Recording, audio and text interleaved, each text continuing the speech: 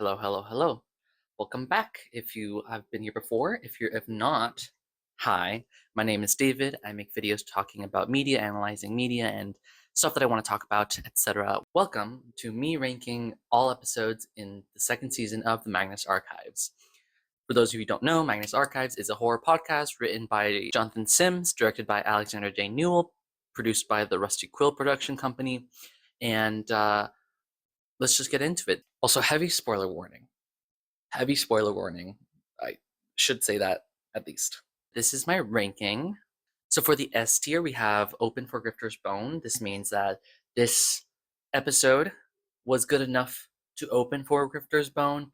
I think it's counterintuitive in a way because Grifter's Bone's technically like really bad that you like destroy yourself, but it's actually like really good. So like opening for them is like a really good thing. I'm thinking of like Chapel Roan opening for Olivia Rodrigo. Like Olivia Rodrigo is great. Chapel Roan, I love Chapel Roan. So S tier. A tier, we have Melanie King as a meme.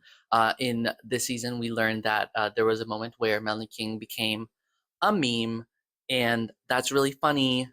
And so that's going to be my A tier. My B tier is Got Lost in the Tunnels. So very much like John, this episode got lost, and it's sort of like mid tier, but still pretty fine. It's pretty good. And yeah, like it got lost in tunnels, so it's ambling around.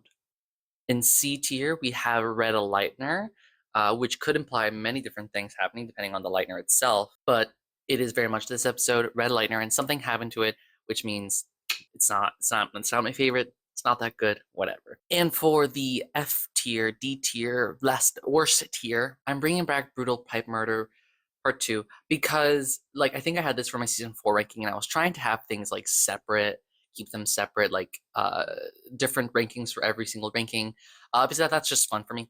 But it's Brutal Pipe Murder season, so might as well have Brutal Pipe Murder Part 2 in the ranking. I got my chemicals. I got my chemicals and my water. 2 beverages for Pride Month. Let's get into it. 40 episodes. Episode 41, Too Deep. I will be putting in Get Lost in the Tunnels.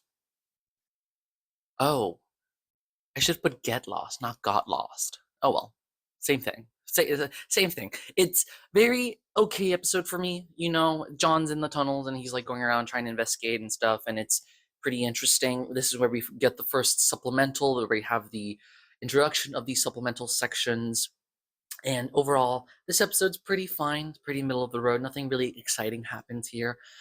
It's slightly setting up stuff for later, and it's really interesting to have like uh, this is the first time we have like an actual full like retelling of something that happened to John specifically. Like we get that later in the show, obviously, but this is the first time where he's like, "This is something that happened to me in the past," versus like in the moment, like Jane Prentice's attack.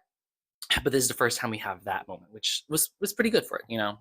Episode 42, Grifter's Bone.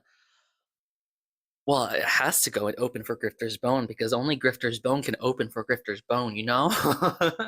I love this episode so much. I love the slaughter. The idea that the band Grifter's Bone is so bad that you have to tear your ears out and hurt other people around you is really like interesting. And then to learn that Grifter's Bones music is actually like the most beautiful music around ever.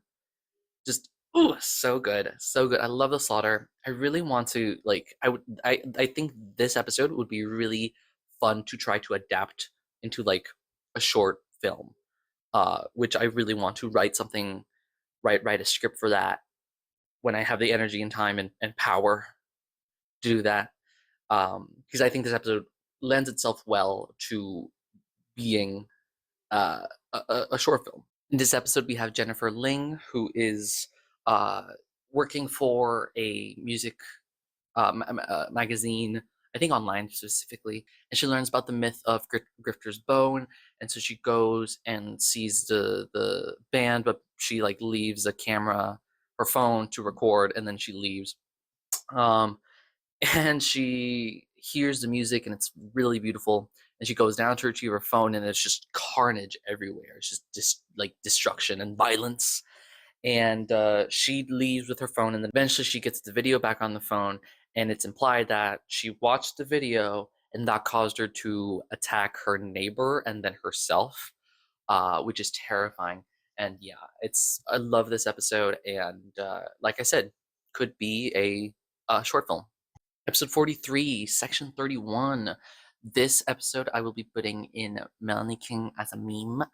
It's a really good episode. I do enjoy this one a lot because we have Basira coming to John to telling him about the things that have first about section 31 and the things that she's experienced, like her encounter with Diego Molina, and then her encounter with like an undead person who doesn't die, Avatar of the End, whatever, with Daisy.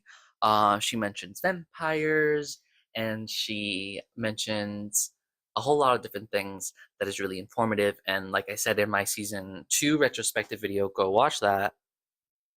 Really helps world build a lot. I was editing and I was just thinking about it, and I looked at the transcript, and for the longest time, I thought so they were in section 31. If you got into section 31, I thought you became sanctioned, SANCTIONED, but it's sectioned. And I just didn't, I kept thinking it was section 31 and then sanctioned. You got sanctioned, which makes sense for me because that just means you got, sanctioned away. But sectioned makes more sense, but the accents kind of mess it up for me. But whatever. I thought that was just something funny to note.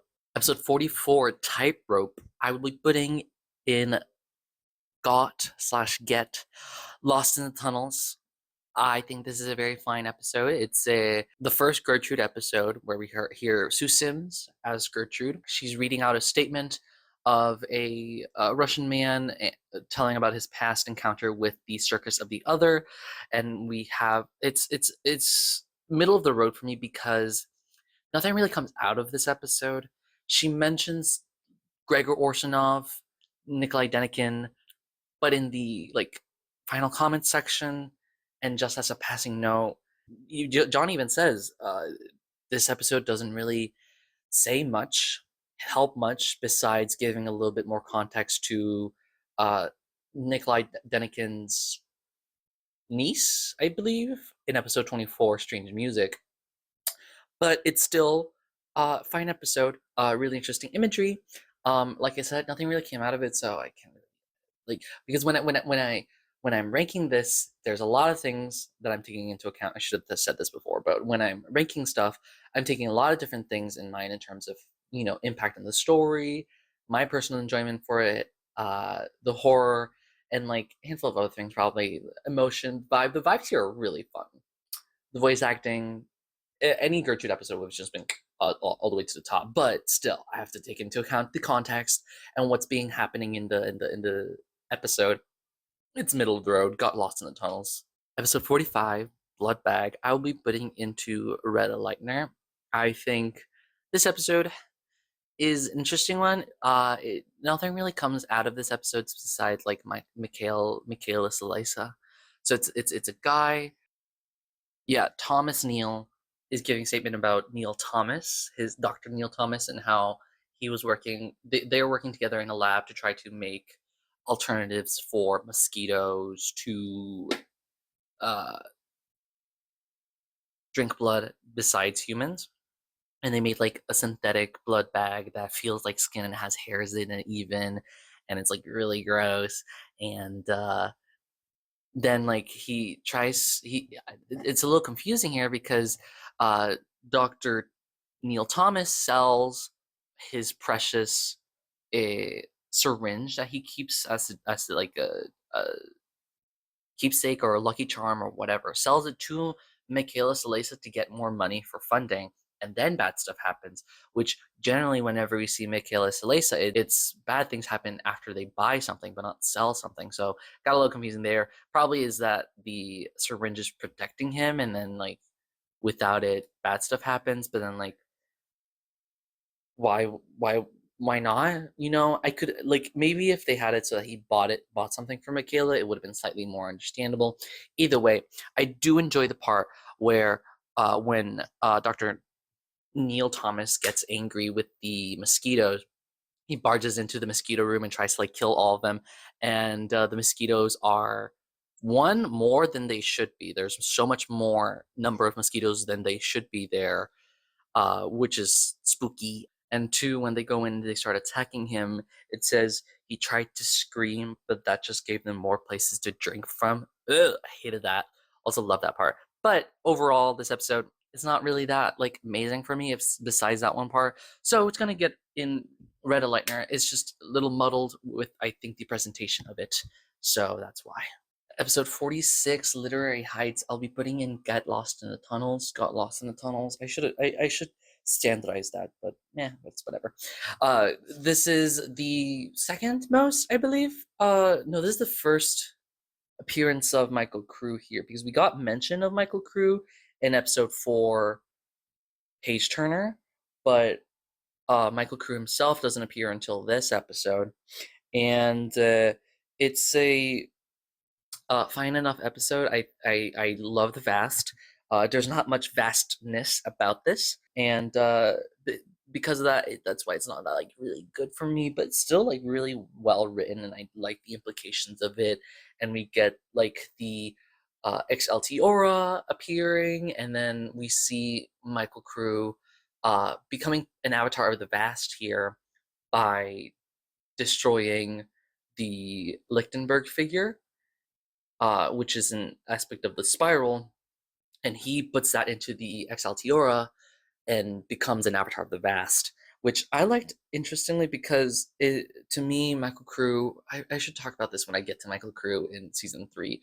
But yeah, I like the ideas that they have here for Mike Crew, I guess.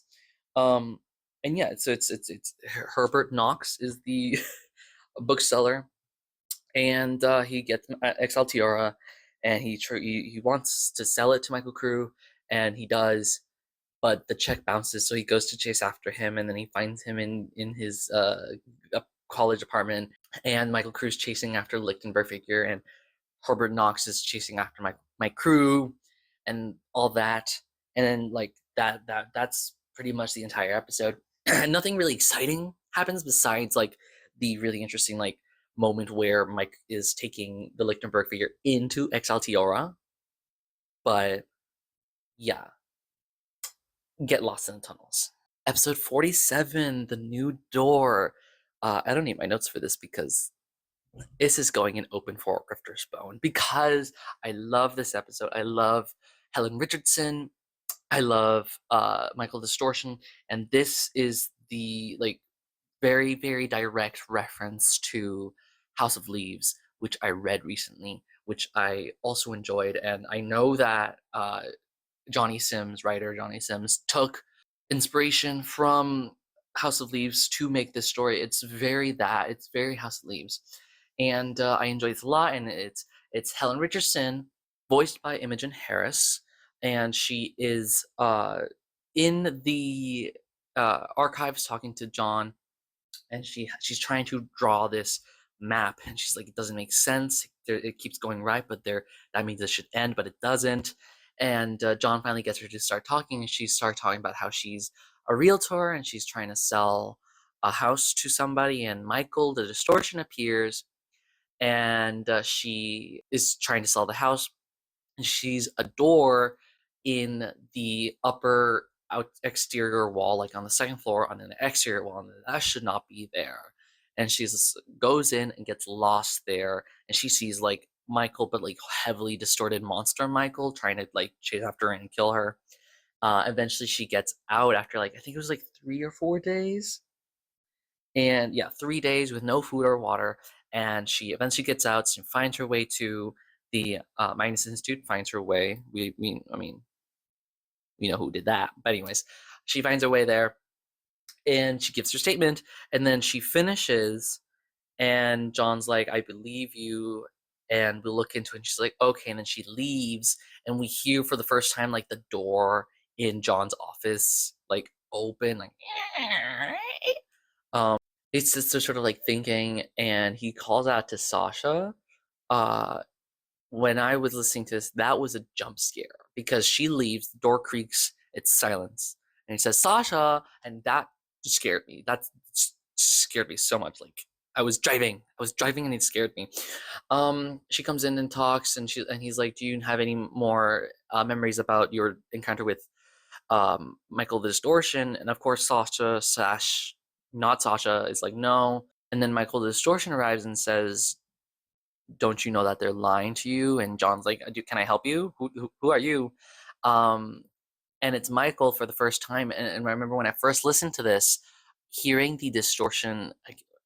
I guess distortion is a fine word for the description of the sound that happens with the recorder when Michael appears. Sorry. Let me know once you're finished. I'd very much like you on this case. Yes, will do. Do you even know they're lying to you? I'm sorry, I didn't. Terrifying, absolutely terrifying when I first listened to this. And um, Michael tells John, like, "Where do you think Helen went? There was never a door there, John."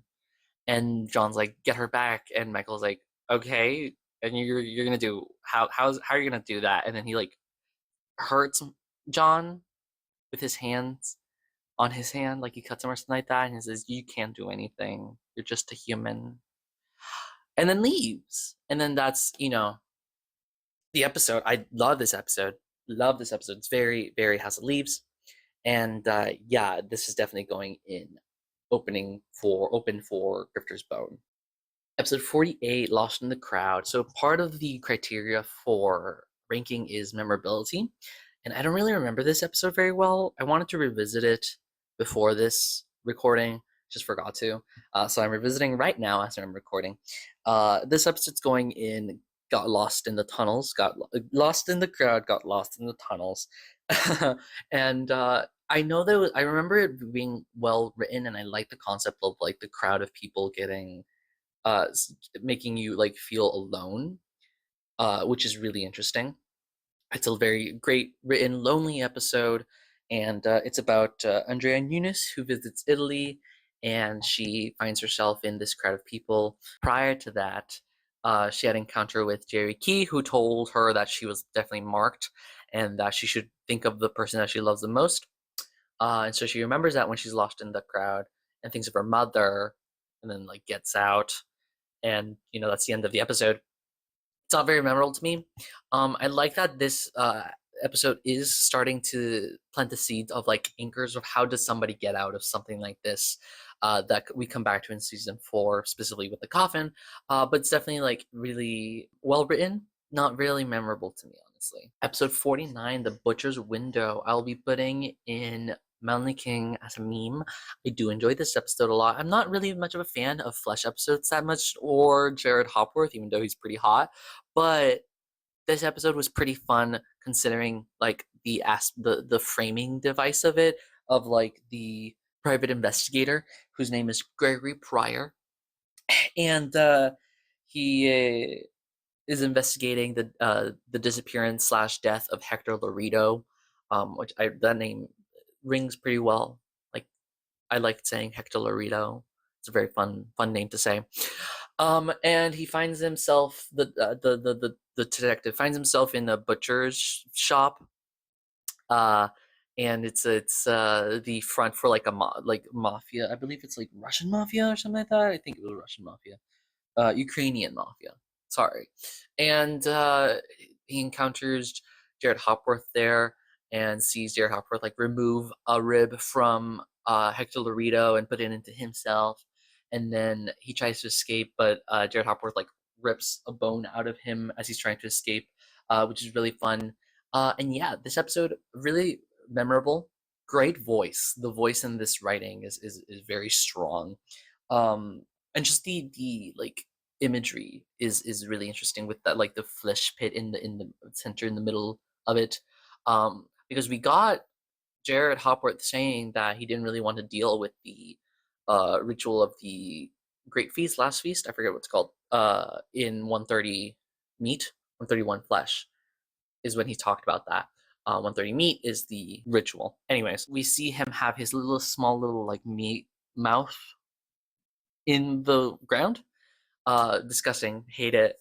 Yeah, it's a really fine episode. I love the writing of it, and yeah, it's going in Melanie King as me.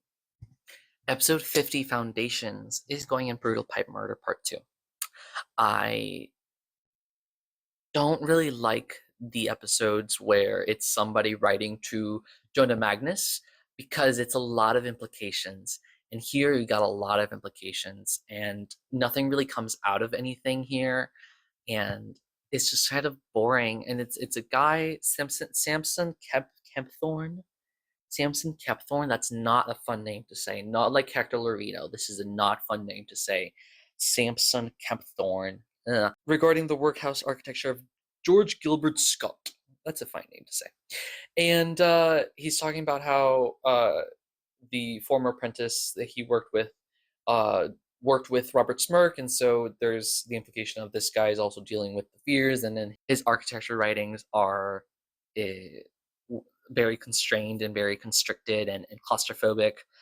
And then like Samson Kempthorne finds himself alone in office one day, and he hears like the sounds of keys and steps, and he feels like the walls are closing in on him, and then they don't for some reason.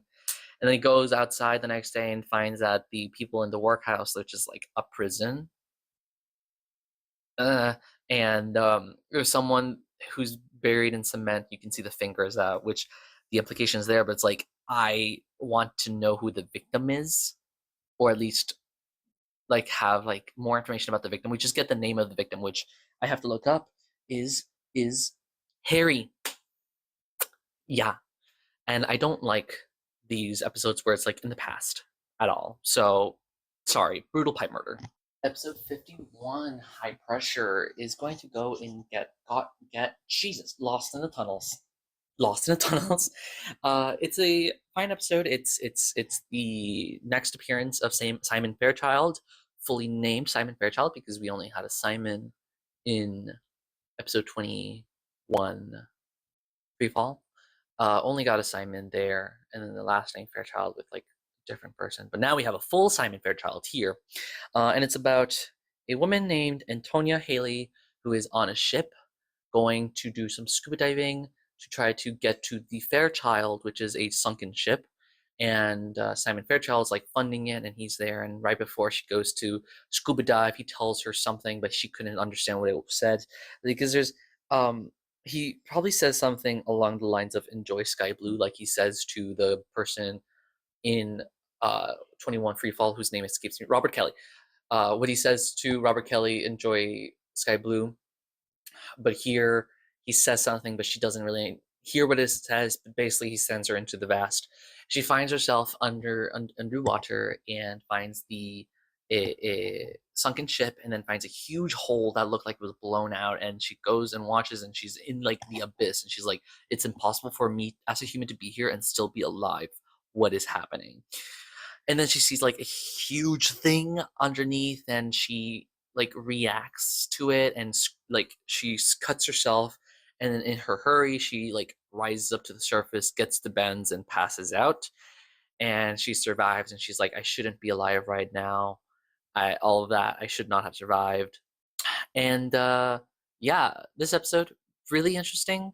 Not big moment here. Simon Fairchild's always a hoot and a, what's the term? Hoot and a henny? Is that the term? I don't know. It's a fine episode. It's not nothing really interesting besides Simon Fairchild. I love the vast though, and so it got lost in the tunnels for me. Might revise that. I don't know. We'll see. Episode 52, Exceptional Risk, is going in Rita Lightner. Rita Lightner. Same thing. Like, am I telling it to Rita Lightner, or did it has in the past Rita Lightner? Whatever. Same thing. Not really exciting episode for me. I don't really care about Robert Montauk and like prison and stuff. He's in prison. The statement giver is Philip Brown, who is a prison guard there, and Robert Montauk gets visitors, like his daughter appears, I think, and then Maxwell Rayner appears, and then all of a sudden, like, there's darkness. They're thrust into darkness, and Robert Montauk is killed, I think stabbed multiple times. And that's the episode. And I'm not really interested in the episode. Nothing really happens here that I is really exciting for me. Um, so yeah, it's not that amazing. Episode 53, Crusader. I love this episode. It is going in Melanie King as a meme. This is the second Gertrude episode that we get where she is interviewing a Walter Heller about his time in World War II, and he is voiced by Harvey Kesselman. And this is not a Gertrude heavy episode, but it's still a Gertrude episode. And you'd think that it wasn't like that great for me, but still, Harvey Kesselman is still a really great voice actor. He is very like old man voice, but still like light and not like hard to understand at all. And I do enjoy his rendition of the past. I enjoy more mostly for the beginning of his statement where he's talking about the people he's been fighting with in the desert and how they're in a really hot, stifling tank called a Crusader, I believe, and or they're in the Operation Crusader. Yeah. No, it's a tank, and he talks about the people that he's there with, and there's like a battle, and they all escape except for one person who gets burnt alive in the tank, and it is so visceral, that sort of imagery and idea, especially because it's not supernatural. Like it's a thing that happened and actually has happened in. I assume it happened. I assume this actually could have happened in the Second World War. Either way, that first part is really visceral because it's not part of the fears. It's just set dressing, which I enjoy. I love that. And then we go into his recovering in Alexandria, finding a uh, underground library and encountering like a Templar knight or something like that, who's still alive and who's you can only see the eye and the face and is just watching him. And he's like, yeah, I never felt anything like that until I came to the archives, and I still feel like I'm being watched here.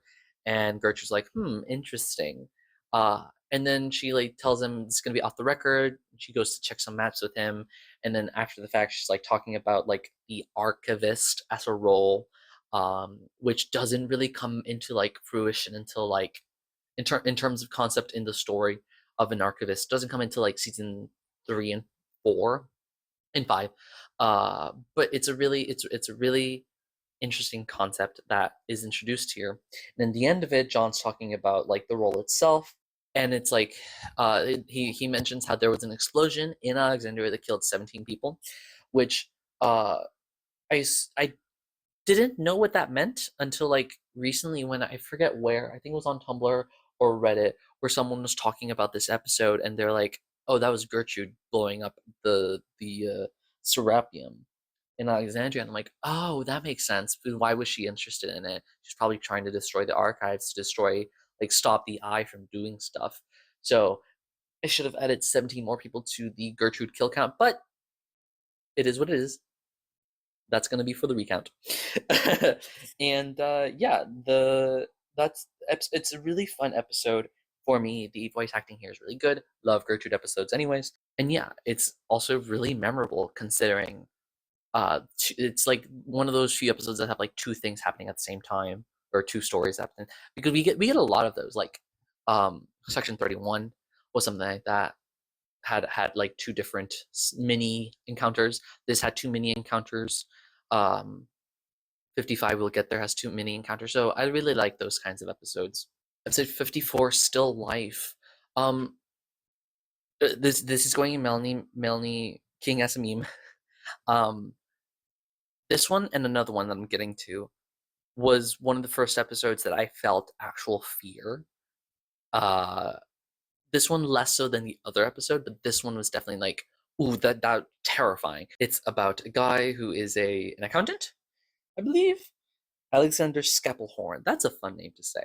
And he goes to the trophy room taxidermist in Barnet, and he's doing an audit. And he meets Daniel Rawlings, who is a name that was mentioned as being missing in episode 1, Anglerfish. And during that, he's like seeing all this taxidermy, and it's like really weird. and kind of off-putting. And then Daniel Rawlings is like, yeah, that gorilla is like the oldest gorilla skin ever. Not to brag. And then he leaves him because he hears some people come in. I believe it's specifically Beacon and Hope who come in, and so Daniel Rawlings goes to talk to them, and so Alexander Scapelhorn is left alone, and he hears a voice coming from the basement, and the voice is like, "There's more down here. Let me show you." And it's exactly the same intonation and tone repeated again and again. And he sees like someone there. He's like, gotta go. And it says, and he's like, I'm very glad that I picked up all my stuff before I went down, because when I fucking ran out, I didn't have to go anything, and I just set everything in, and they're like, yeah, they're not having any money laundering, and I just get all that. And it's like, dude, you're not gonna do anything about this besides come to the Magnus Institute? Like, I mean, I guess. And I do enjoy this episode. This is obviously the first part of mention of like starting the ball rolling for the unknowing as well. And so it has a really good position in my eyes because of that. Episode 55, Pest Control, I am putting in Melanie King as a meme. This is where Jordan Kennedy, voiced by Tim Ledsam, is giving John two different stories of encounters. He goes to John and tells him that Jane Prentice is dead. He saw her burn, and she is fully dead, no question about it. And John's like, "How do you know?" And he's like, "Well, I only smelled when she burned. She smelled like a thing, and I've only ever smelled that thing 2 times before. These were those 2 moments. One, the first time where he went into a house to he is an exterminator. He goes to exterminate a house, and it's just infested with ants, which is great. Like, knowing where Jordan Kennedy comes to in the future, really interesting sort of foreshadowing there.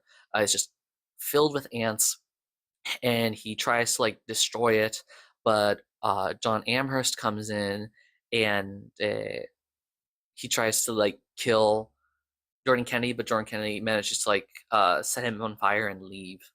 And when John Amherst was being burned, he smelled like Jane Prentice smelled when she was burning. And the second time was when he went to Jane Prentice's house on Pressborough Road apartment, and encountered the wasp nest and killed the wasp nest. And Arthur Nolan, the landlord, appears and like takes him to his room or whatever. And oh no, he tells him about the wasp nest, about like killing it or whatever. And Robert Nolan's like, party. He goes to his room, and Jordan Kennedy's following him. He's like, dude, can we do something about this? And Arthur Nolan just sits in a chair and sets himself on fire. And then he smells that burning smell, that smell that he smelled when Jane Prentice burned, and when the John Amherst burned was the hive burning. But smells when burning. That, and yeah, that was the entirety of the episode, and it's really highlights more of John Amherst, Jane Prentice, Arthur Nolan, just a lot of things happening, which is really fun and still very focused on the corruption, and I enjoy that a lot. Episode 56, Children of the Night. This is the second episode with Trevor Herbert. Much like that first episode 10, Vampire Hunter. This is going in like a lower tier. This is Red Lightner for me. I think this one's better than the other one because we get more of a varied sort of diet here, because this is also a story, 2 different things happening in one episode. And it's the first one is him telling about how he killed Alabard, Aladude, what is his name? Allard Dupont. That's a very fun name to say. And killing him, but turns out he's not a vampire, and he feels really bad about it. And after the fact, he's like, yeah, I may be on drugs, but the biggest addiction I have is the chase, the hunt, which he names the hunt, and not in the way of like the entity, but just the action of the hunt, which I did kind of like that part. And then he's talking about how he's in a homeless shelter, and he encounters this woman who makes the person go away, and she tries to get him to go as well, to have that addiction of like, let me go get a hit. But his addiction of the hunt rides over, and he chases after her, and then like attacks her, and then she like rips open, and she's just full of spiders. And he's like, the world has bad stuff in it, not just vampires, but other bad stuff. And I don't care about Trevor Herbert either. Like the Montauk's and Herbert, I'm sorry, I don't. They're fine. I just don't care about them. Um, at the end of this episode, we do get John confronting Martin about, why did I say it like that? Martin about him lying about on his CV, and we get more characterization for Martin, which is great. But besides that, this episode I don't enjoy that much. Episode 57, personal space. I kept saying personal screening in my second video, in my season 2 video. So sorry about that. Personal space. You think that I like this episode? I do. It is going in open for Grifter's Bone, and this is about Oh my God, I always say it wrong. Carter Chilcott, Carter Chilcott, on the space station Daedalus, which is the first episode of the Daedalus sort of storyline, and he is in space. He's doing an isolation study, and he's like, I'm done. I can't do this anymore. He tries to get out, and the door does not open, and he's alone, and he's terrified. He's in space, and he even tries to look outside the window, and the earth is gone, so he feels utterly alone. And then he sees like a a spacesuit floating by, and it's empty, and he just feels alone. The food keeps coming, so he can still eat, but he's like, at this point, with the amount of time I've been alone, we should have run out, but I'm still being fed food, which that means someone is keeping me here, but I don't see anybody, and that's pretty fun. Also, I re-listened to episode 13 alone with Naomi Hearn recently, and this one and personal space have a shared thing of like, yes, someone is alone. Jesus, ow, funny bone.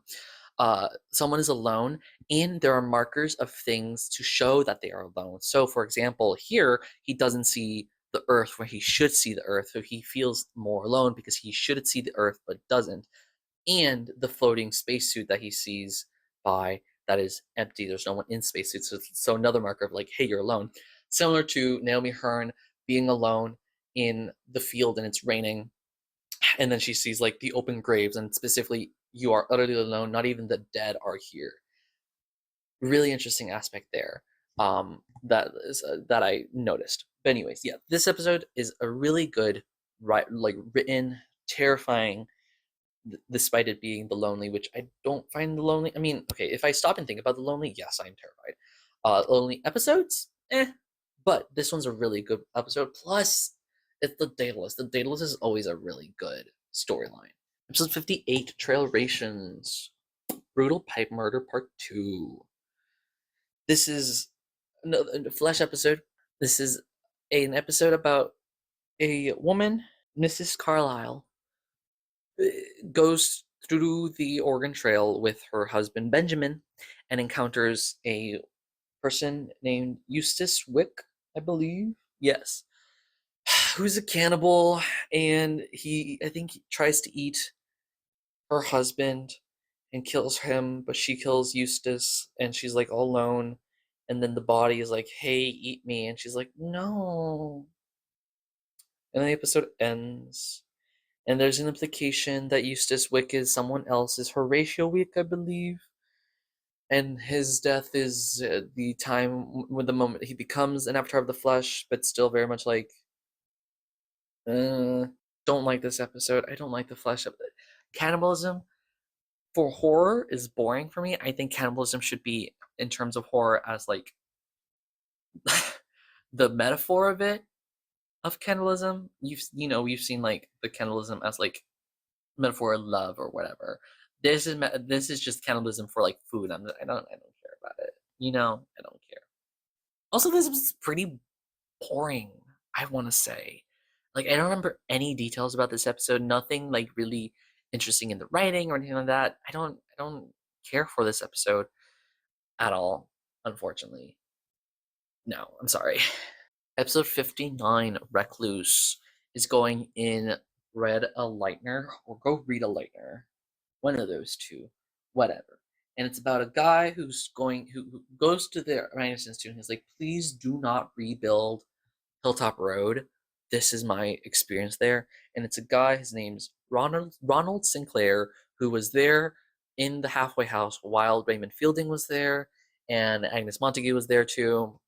And people are disappearing, and he ages out of the system and is about to leave, but then Raymond Fielding just takes him into the underground, and he sees the people that he saw before who have disappeared there, covered in like webs or something. Like they're being eaten by a spider. It's a weird web thing, and he's about to like get like taken over, but then like prior to that, Agnes like kisses him on the cheek or whatever, and then that kiss ignites and he feels pain and he's able to like escape or whatever, which is another uh moment of desolation versus web that we see here, like counter powers.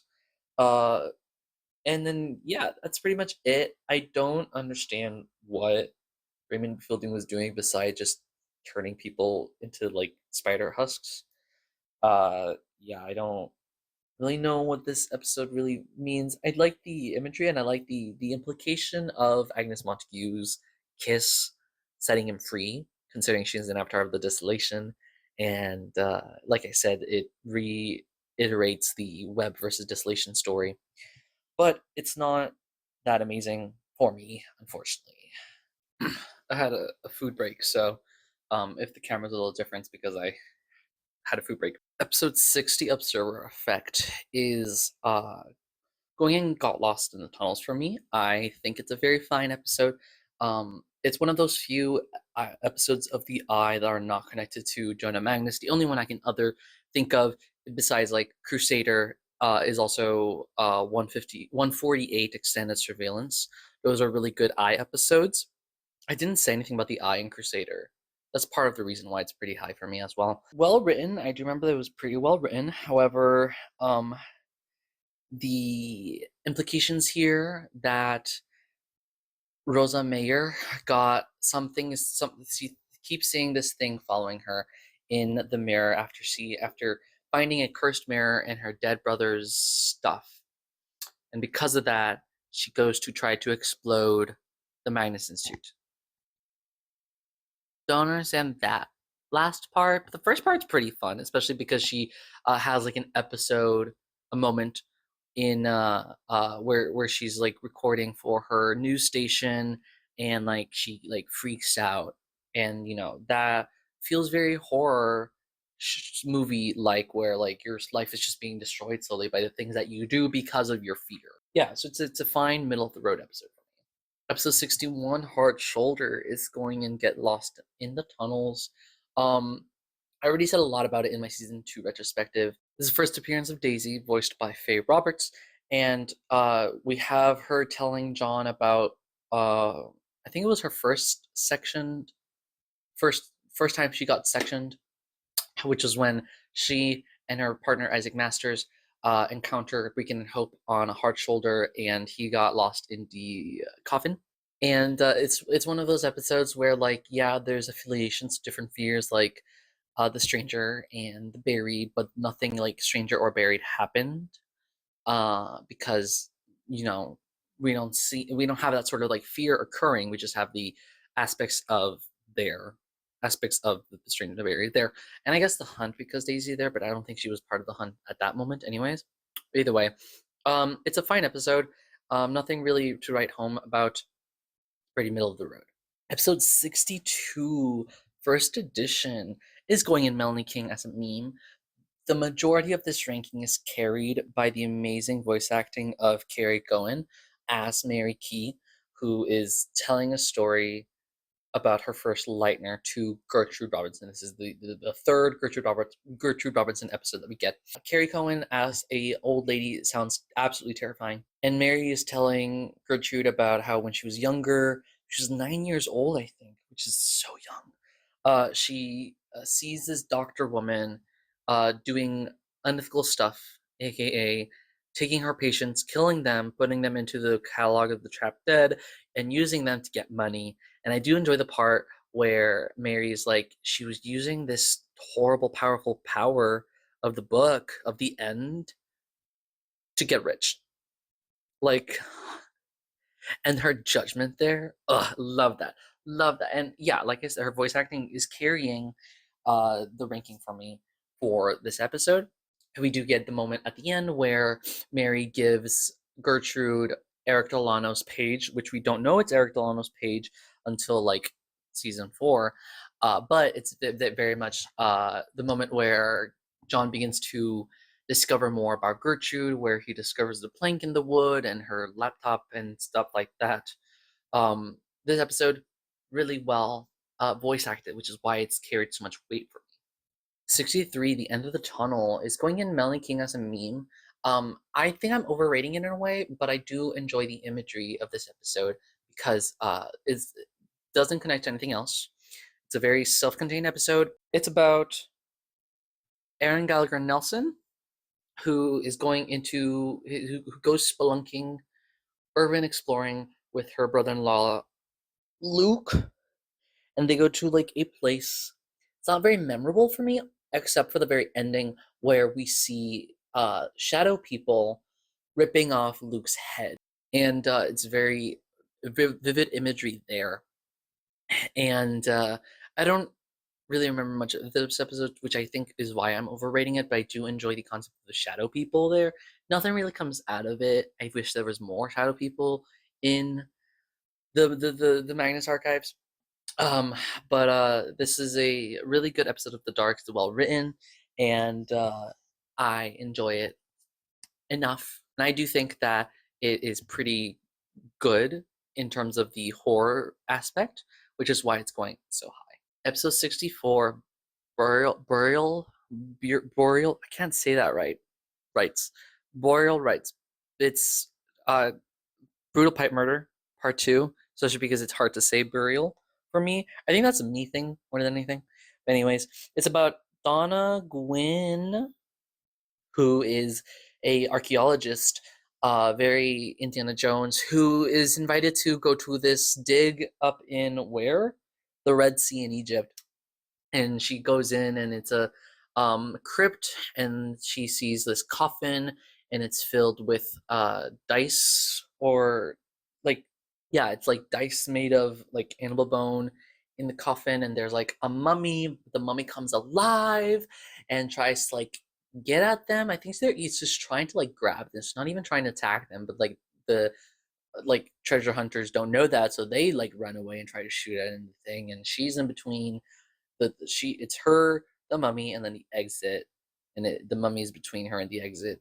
She gets away, and yeah, it's like implication of like same thing that we saw in section 31, where the person who can't die, and John mentions like what would happen to someone who couldn't die, implications that don't really work for me, and it's pretty and not memorable, kind of boring. There are much better episodes on the end here, and it's a episode for me. Episode 65, Binary, open for Grifter's Bone. So this is a really, really terrifying episode for me. This is the statement of Tessa Winters, who's voiced by Fran Bush. She comes in and is telling John about this prank thing that she and like a bunch of other like programmers do to each other, which is they start a chat with Sergei Yushenka, who is this programmer who died, and people think that he was trying to put his consciousness into the brain, into the computer, and people were like, maybe he stuffed his brain into a computer, or somehow he uploaded his story, uploaded his soul into a computer. It's creepy messages happening with Yushenka to the person. That's sort of like the prank. And she finds one all of a sudden in like a chat board, and people are like, hey, the link's not working. And she goes there, and it's acting kind of weird for her. And then the camera turns on, and she sees a man at a computer screen, like staring at her, I think, and then he starts eating the keyboard and then starts eating the screen and there's like blood and everything and she like leaves. She's just terrified because like she does not want to see that at all.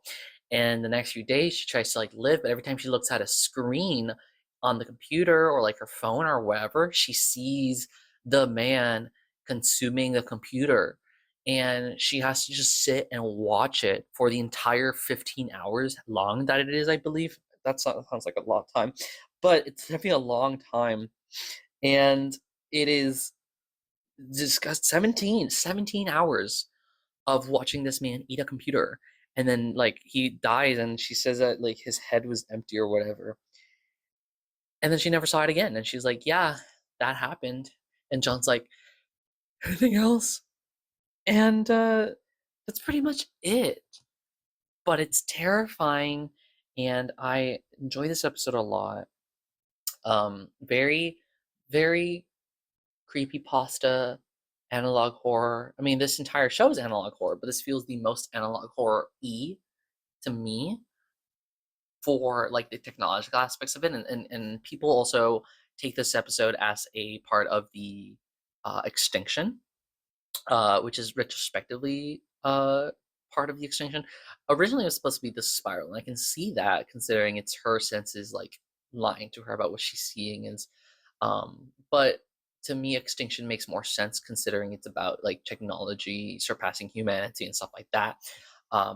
And it's a really interesting episode, so viscerally terrifying that I loved it. I loved it, and I want to always come back to it, and I want to analyze it more, and I want to understand why exactly it, I'm so afraid of it, and what exactly about analog horror makes you so afraid about the nostalgia of it, about the technology, about something that you cannot really fully understand, about zeros and ones and everything all around that, and technology and humanity and flesh and brains. The angles cut when I think. Hello? Terrifying. Open for Grifter's Bone.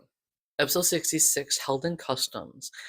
This is the second episode that I was telling when I talked about Still Life was terrifying, truly terrifying. 66 is the probably for me the most terrifying episode, but in a way that I do not like.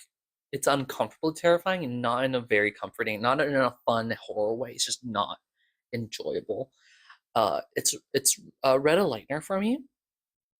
It's not it's still like pretty fine, and I think the way that it's written about how Vincent Yang gets trapped in a box and cannot get out is just horrifying, but not in a way that I enjoy. Like 132 Entombed is still about the buried, is still about being confined in space, and it's hard to go through the episode for me, but it's fun. It's fun kind of horror.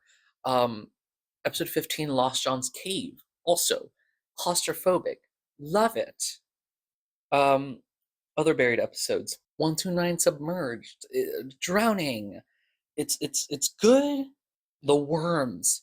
166 The Worms, about someone being a worm inside in the mud and everything. Terrifying, fun, great. This episode, for some reason, the way that it's written is so uncomfortable in a way that I cannot enjoy the horror of it.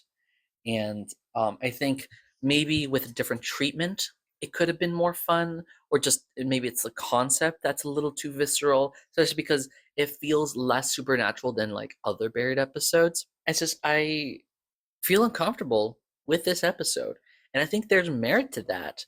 And it's just like a me thing. I don't know. What do you guys think? Do you like this episode is probably the most buried alive type thing this season. I don't know. What do you guys think about this episode?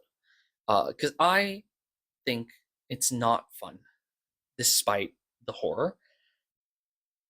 I don't know what else to say about this episode. Mikhail Salis is there. Peter Lucas is there. They don't really do much. They're just there. They're having fun. Vincent Yang, though, he's not having fun, and neither am I. 67, Burning Desire. we're putting in Melanie King as a meme. This is where Jack Barnabas is giving a story about romancing Agnes Montague and then like having half his face burnt off. Like he meets Agnes Montague in a coffee shop and he encounters her. He sees Jude Perry there as well. And then he gathers up the courage to talk to Agnes, and she's like, "Yeah, sure, let's talk." And they like start dating. They go on dates. They never touch. And then like eventually she's like, "I have to go," and he's like, "What are you talking about?" Yeah, she goes back to her flat, her apartment, and he follows her. And there's just a bunch of people there that have like weird things. Like one of them's holding like a jar full of spiders, and an unlit lantern, bags of candles, and just weird ritualistic stuff. And she turns around and thanks him, and then kisses him, and it's just burning fire on his face, and his face is half melted off, and he's in absolute agonizing pain. And then wakes up, and he's like, I got to do that again. I got to do that again. you know. But I like this episode a lot. The love story here is very tragic. We don't really get many like love stories in the Magnus archives beyond John and Martin, and that's a very prolonged love story. Um, Daisy and Bazira got something going on. Melanie and Georgie was off screen most of the time. And so this is like a really interesting romance horror moment that was really beautiful to watch. So that's why it's pretty high for me. Episode 68, Tale of a Field Hospital. I remember this episode very well. So Melanie King as a meme for me. This is where we have Joseph Russo come in to the give the statement about his discovery of the Tale of the Fields Hospital, written by Frederick Treves, which is the man in the picture right now, who is an actual historical person who actually wrote this actual story, Tale of the Field Hospital. And it's just snippets of the book that have mentions of a private Amherst who keeps appearing and keeps like causing people disease and stuff like that, and keeps dying and coming back to life and causing this fear of like disease. And then Joseph Russo has a paper cut, and then he dies like a few days later from an infection. And yeah, so this episode specifically is very memorable to me because when I was doing my kill count videos, uh, I wanted to make, alongside with the kill count, saying the name and how they died, I wanted to make it note when they died. And so I was trying really hard with this episode to try to pinpoint when these moments happened, because the book does have mentions of dates in them, like March of 80, 18 whatever. And so hard, I was trying so hard to get those dates. And then once I got to the season 5, and I was like, okay, we're not doing those dates, I worked so hard on trying to get those dates down, and I got them down. I read half of Tale of Fields Hospital. I read half of it just to get that information, or like skimmed half of it just to get that information down. So I have this episode really well ingrained in my mind of the things that happen. And yeah, another mention of John Amherst. Also, this is a really interesting episode because it's both a Avatar appearance and Lightner, where we have this is specifically a Lightner book that mentions an Avatar that we see in person, which we never really see anything like that before, beyond like probably the Lichtenberg figure in Axial Teora, but that's after the fact. This is like before. So it's really interesting there in terms of the implications of the world. Also, this is the episode where after the statement in the supplemental, Dom gets lost in the tunnels, which is really funny moment. The tone shift between the end of the statements and the beginning of the supplemental, I'm lost in tunnels, is hilarious, and I like that a lot, which is why it's going in a high tier for me. Episode 69, Thought for the Day. Annabelle Kane. Melanie King as a meme. This episode, mostly because it is the first appearance of Annabelle Kane, it's about Darren Harlow, who is a janitor in the University of Surrey, who witnesses a neurological study, I believe, about psychological study about fear and arachnophobia and telepathy.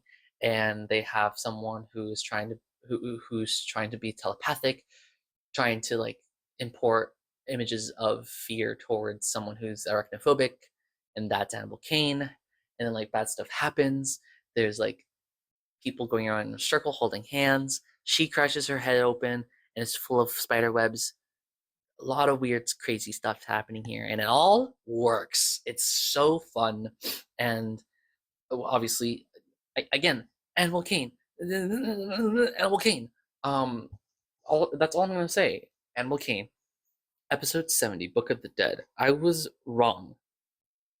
54 and 66 were both terrifying. 54 was really terrifying with the anglerfish. 66 wasn't uncomfortably terrifying. 70 is Book of the Dead. It's a terrifying on a level that is so interesting, intellectually, artistically, mentally. It's going in open for Grifter's Bone. It's about Masato Murray, who gives his statement about a black book that is given to him by his friend Philip Doe, who recently died. And he reads the book, and it's a every like entry, first few entries he can't read, and then it gets into like some old English that he can slightly read, and it gets a little bit more recent English that he can read, and he gets to the part where his friend falls into a train station and is run over by train tracks and dies. And specifically, it makes a note that each of the deaths are slow and painful. And he reads his own death about how he's going to get hit by a passing car, impaling him at a wood bench. He's like, yeah, I'm not going to Lancaster again this year. And despite his better judgment, he reads his page again, and then it changes about how he would die in a gas fire in 2012. This started this episode was in 2003, and his first death by being impaled by a wooden branch was in 2014, and the next sort of idea of his death was in 2012, and then he keeps going back and reading it, and his time of death keeps getting worse and worse and sooner and sooner.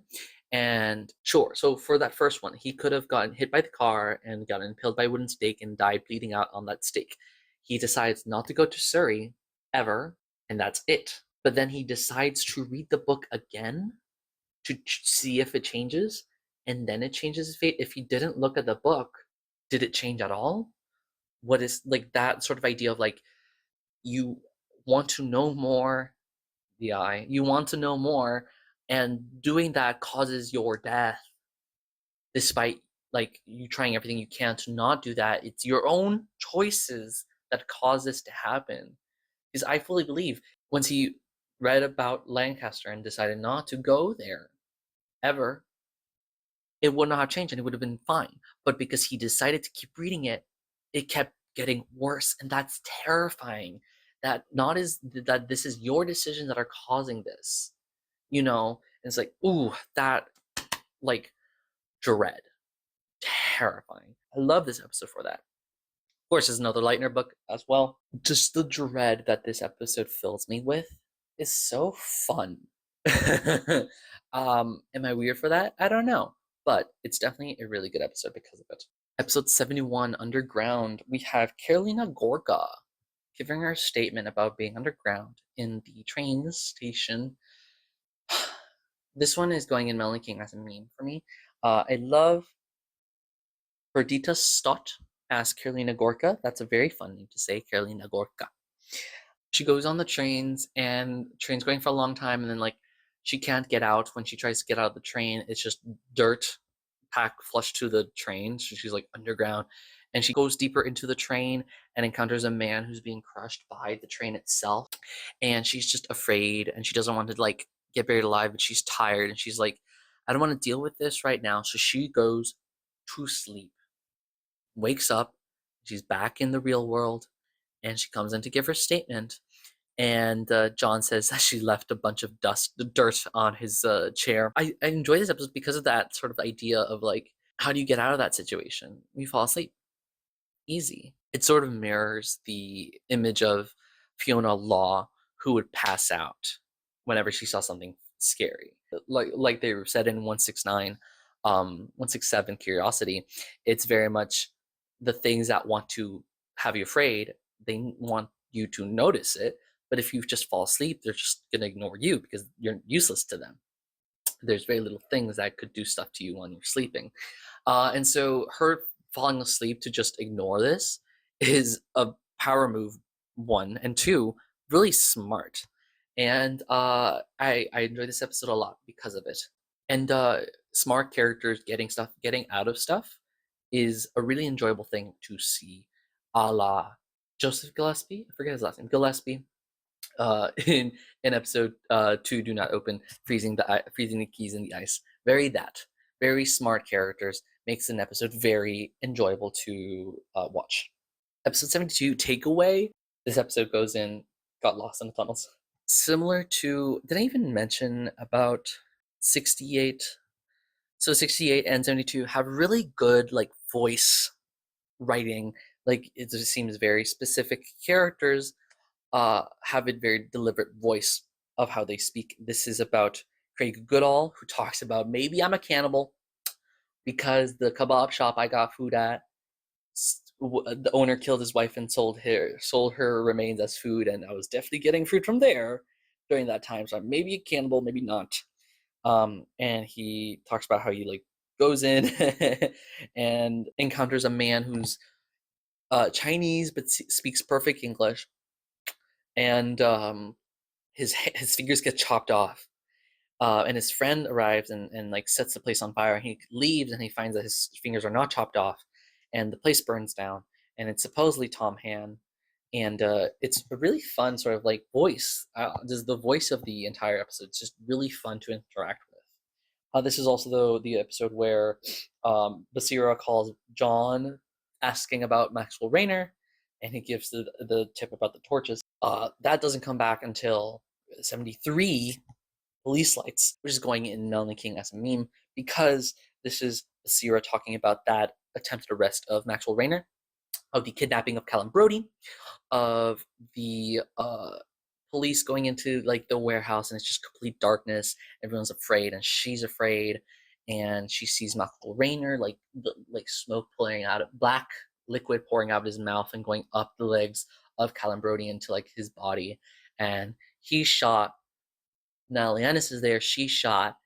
Leo Altman, who shot Maxwell Rayner, gets shot by Natalie Ennis, and then a lot of people die in this moment.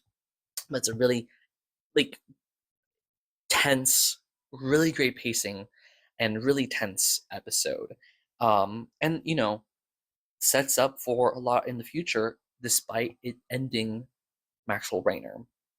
Good setup, and also end of the Section 31 storyline as well, because Basira, this is when Basira says, I'm leaving the police force. She doesn't want to deal with this anymore because of everything that happened because of this this operation.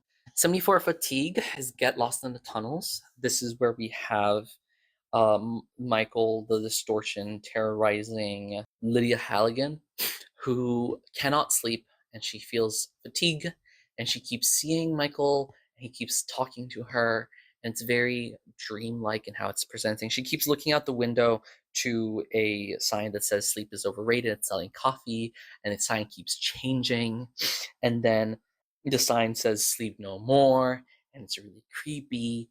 And John's like, yeah, I know a Michael. I know a man whose hands feel weird. This is very Michael-y. I think that it loses its coherence in a bit, which is very spiral. But it's muddled in a way in the writing, which is why it's kind of middle of the road for me. I think it's implied that she dies because of Michael from a heart attack. Whether that was Michael or not remains to be seen, but still, it's very creepy sort of imagery and ideas that I do enjoy a lot. 75, A Long Way Down, is going Get Lost in the Tunnels. This is next appearance of my crew. We have the statement of Stephen Walker, who he begins saying that he wishes his brother was dead, which is a crazy statement to begin with. And it's about how his brother Grant is just kind of annoying and is afraid of heights. At one point, they get drunk as they're like when they're out, and they get locked out. And so he tries to get Grant to. Well, first he climbs up himself. Stephen climbs up himself to get into the apartment, and he falls and breaks his arm. And so his brother needs to do that now, and his brother's terrified of heights. And as his brother's trying to get up, he sees Mike Crew watching them, and then his brother gets into the apartment, and then they like everything's fine, and Mike Crew's gone. He's like, that was weird. And then after that, he plans to go on a trip to France, Paris, and his brother's like out of work, and he doesn't want to come with him, and he's a little angry with him. So he says to his brother that they're going to Mount Torpanos, I believe it's called Tor Montparnasse. Jesus, Tor Montparnasse, which is a tower in this picture. And he doesn't tell him it's a tower, and he thinks, oh, sure, it's a thing in Paris. I don't know much about Paris. And he goes there, and he sees Mike Crew there, and his brother is afraid of heights, and Stephen can't find his brother anymore. And he tries calling his brother, and he only gets like when the phone call answers, he just gets like the sound of rushing wind, and he sees a text. Finally, a text arrives from his brother, and asking where he is, and then just sends a picture of the edge of the tower without the railing, with like ladders going down. And it's implied, obviously, that Mike Crew sent Grant to the vast, I guess, and made him like on top of the tower, and he just can't get off because he's afraid, and he has to go. If he wants to get off, he has to go down the ladder. And the last time that happened, he was really afraid. And it's handful of implications there, but I do enjoy the analog horror aspect of. Where are you focusing? Of the messages and the phone calls from his phone, and he says that he knows that Mike Crew killed his brother, and I hope he's dead because he would not want him to still be stuck up on a tower. So yeah, terrifying. Love it. Episode 76. Smell of blood. Melanie King has a meme. This is when Melanie King becomes a meme. She's telling John about why she became a meme. And she's in a train yard, and she smells blood coming from a retired army like train. And she goes in there, and she's attacked with a scalpel. Doesn't get attacked. I don't think she gets hit though. And nothing really comes out of it, as far as I remember. She just learns about the train car and like the slaughter ghosts and everything, and she gets out. She's trying to call for help, and that's when like police get her, and she's like, "There's ghosts over there," and that's when she becomes a meme. But yeah, I like this episode specifically for the lore dump that we get for the slaughter, but the writings we get from William W. Hay, who talks about like even seeing or smelling blood or violence causes others to have violent impulses and stuff like that. That sort of like lore I enjoy, just sort of like detailing the psychology behind the slaughter, which is I enjoy a lot. And obviously, this is the moment where Melanie's like, "Hey, where's Sasha?" And John's like, "She let you in," and we get Melanie telling John, "Hey, that's not Sasha. That's not Sasha." And John gets a little worried there.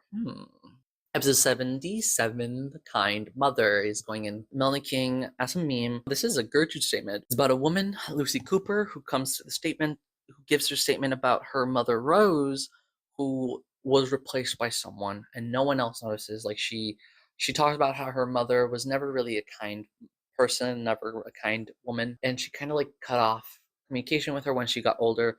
But she visited one time when she was older, and the woman that entered the door was a different woman entirely. And she's like, "Where's my mom?" And she's like, "I'm your mother." And the father comes, and he's like, "How am I two women?" And she's like, "Who is this?" And he's like, "That's your mother. Stop being rude." And she's like, "That's not my mother." And she has like this moment of like obviously fear of like, who replaced my mother? Why does no one believe me? She like does an investigation. She talks to like a priest who's like, how's your mother? I heard her scream the other day, and it was really loud scream that terrified me, and I want to make sure she's fine. And she's like, I don't know what you're talking about. And that's implied. That's the moment when she got taken over by the not them. And in the end, she tells like the institute, hey, can you please help me? I don't know what to do with the woman who's not my mother. And I distinctly remember when I was listening to this episode for the first time that hearing her pleas for help. And then Gertrude at the end is like, yeah, so this is the not them. This is an aspect of the stranger. This is the same sort of a monster that was told that was mentioned by Adlar Decker in a statement, a string of numbers. And considering that it has a lot of power, but still allows for one person sees through them and can feel fear of that. And it does not seem to choose who that is. It's a very powerful monster. And Gertrude specifically says, I'm going to make sure that we don't investigate this statement so that we do not attract the attention of the not them in the institute, because that would be really bad. And like I said, I distinctly remember that moment and feeling just the sadness and dread of poor, what was it, Lucy Cooper, whose mother was replaced, and she was asking for help, and Gertrude specifically says, we're not going to help you. That's tragic to me. And then, yeah, so John listens to this, and he's like, I need more information, which is when we get episode 78, Distant Cousin. This is a statement that John reads out, and it's about Lawrence Moore, who had a cousin that he was friendly with when he was younger, but then once he got older, sort of like drifted apart, as cousins tend to do. And then once during a wedding, he captures this guy, and he's like, who are you? And his like brothers and cousins are like, this is your cousin. And he's like, no, it's not. And his father like tells him like, that's your cousin. And he's like, my father's not the jokey kind. This is not a prank. I don't know what's happening. And so the next day, the not them, who's his cousin, who's not his cousin, goes to his house and knocks on his door, and it's like, hi, I wanted to be with you. And there's a moment where they sit down, and he's staring at the not them, but can't look directly at them because it changes. It's like it's hard to watch. Look at the not them straight ahead. So he's just sort of off to the side, and it's just fear. And he says that like he's been there for like hours, just sitting alone, terrified. And then the not then just gets up, says thank you for the enjoyment, and leaves. He is left feeling afraid after that moment with his not cousin, and he doesn't really know what to do. And then he gets like a knock again on his door, and he's like, oh God, he's back. And he opens the door, and it's Adlar Decker, and he's like, hi, do you know this man? He shows him a picture, and he's like, no, I don't. And he's like, awesome, great. So he comes in to his house, and he's like, do you have any other pictures? And he's like, yeah, sure. And he shows him the attic where he had gone previously, and he had found Polaroids proving that the not them replaced his cousin. And so Adler Decker finds those exact Polaroids and smiles. And he's like, awesome. You stay in your room. Don't come out of the room. I'm going to deal with this. And he's like, okay. So he goes into his room. He hears a knock on his door, and it's the not them again, wanting to terrorize this guy. And he doesn't hear anything for a bit, and he just starts hearing like horrible screaming. And he gets out. He sees the not them sitting in the chair. His like body's all stretched out and elongated, and he's covered in spider webs that are coming from a table that Adlar Decker had brought in. And he gets afraid, and he just runs away. And then when he comes back to his place, everything's gone. Adlar Decker's gone, the not them is gone, the table's gone, nothing happens. And he's like, yeah, that was the last I ever saw of anything like that. And John is like, interesting. And so that's when he decides to take an axe to the web table, which is an idea, definitely an idea that he had, that he did, a thing that he did, an idea that he had. And obviously that backfires on him, and that's when Not Sasha is released. Like this episode and 77 coming like back to back, really fun moments. Episode 79, Hide and Seek, is going and got lost in the tunnels. My problem some of the times with the Magnus Archives is when they try to do too much for what their medium is, and it gets kind of lost because we only have sound to convey information. And so when there's a lot of things happening, it's hard to decipher exactly what is happening.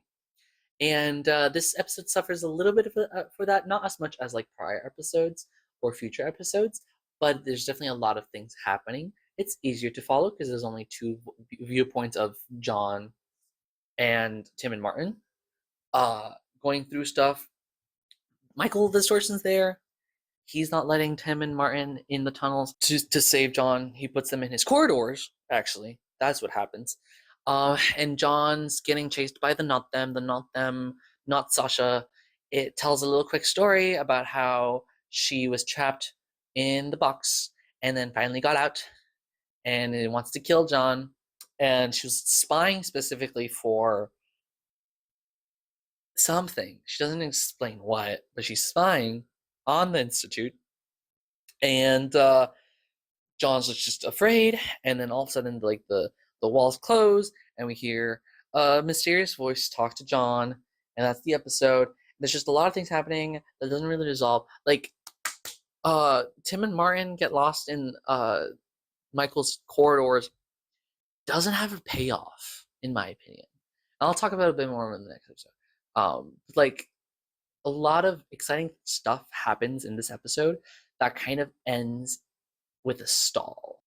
In terms of episode 80, The Librarian, which is going in Open for Grifter's Bone, I am overrating it. I think it's really well written. If I take a step back and look at it compared to what just happened with episode 79, it's not as good. By itself, I enjoy it. And I'm punishing 79 for what they for this weird transition, like weird tone shift between 79 and 80, because I think 80 by itself works really well, really well. But 79 builds up a lot of momentum and then cuts off for 80, and that cutoff of tone hurts 79 for me, which is why it's so low. It's still middle of the road, so it should have been higher. But 80 by itself, contained by itself, is really good. This is Jurgen Leitner, however you want to say it, is telling John about how he started doing his Leitner book collection. And it's really good imagery because we have him talking about how he first started getting into it. He names different people, he names different creepy books and the effects they have on people. And the attack on his library in 1994 and the multiple different things that attack the institute itself, or not the institute, sorry, the library itself, his library. And like there's mentions, I named them a lot when I was doing my kill count, so I don't really have to do all of them. But there's like the a mass of meat, of flesh that just consumes somebody, the hand that reaches out to grab a woman, um and there's just like different things that occur in the attack. As he's escaping, he grabs any books that he can to escape with, sees like a room that's full of darkness, and there's a thing with like knives for elbows, or like elbows as sharp as knives or something like that. Different descriptors of horrifying things that are attacking him that you can easily point to one of the entities. Really fun moment there. His depiction of the entities as different forms of human attacking an anthill is horribly simple, but fine for what we have for information right now, considering he doesn't want to talk about like the horrifying like entities. He's trying to dumb it down for John because he really needs John's help. John is just overwhelmed and needs to get all this information in. And yeah, I mean, I think this episode is really good by itself. I do not like Jorgen Leitner, and this is the episode that makes me hate him. But because he's very arrogant, He's very like he says it himself that he's arrogant and he's like does these things to him to other people, and it's very much like he doesn't really get any comeuppance besides getting killed by Elias later that episode, which is a really fun moment. This is where brutal pipe murder comes in. I mean, it's literally brutal pipe murder episode. And sure, like the tone cut off from 79 to 80 is really harsh, but the depictions of his Leitner books and the beginning of the information of what the entities are really paints this episode in a better light. Brutal pipe murder brings it up even higher. I don't think Tim and Martin in the corridors has any payoff because nothing really happens. They mention Helen Richardson just by like saying that was that woman there? Did you see that woman again or whatever? And not even by name. It's just the woman, which could be anybody, considering it's the corridors. Doesn't really have a payoff. Nothing happens from that. They don't die. We don't get anything about them in being there. They were there for 3 weeks, which feels excessive, insane. There's no payoff for that. Either way, this episode by itself, really, really good. I should mark it lower because of the mixed feelings, but I do enjoy Leitner's story, despite it not doing anything. I do enjoy that one. It's really well written. And this is my final ranking. I organized them so one, so they could fit a little bit more, and two, I did change some rankings. So first of all, the best episode for me is episode 42, Grifter's Bone, followed quickly by The New Door, and then Binary. Those are my top three. Bottom three, obviously, are going to be the three in Brutal Pipe Murder. I do think the worst one is Foundations 50. I think 58 Trailerations has some merits to it a little bit, which is why it's a little bit higher. It's the best one out of the worst.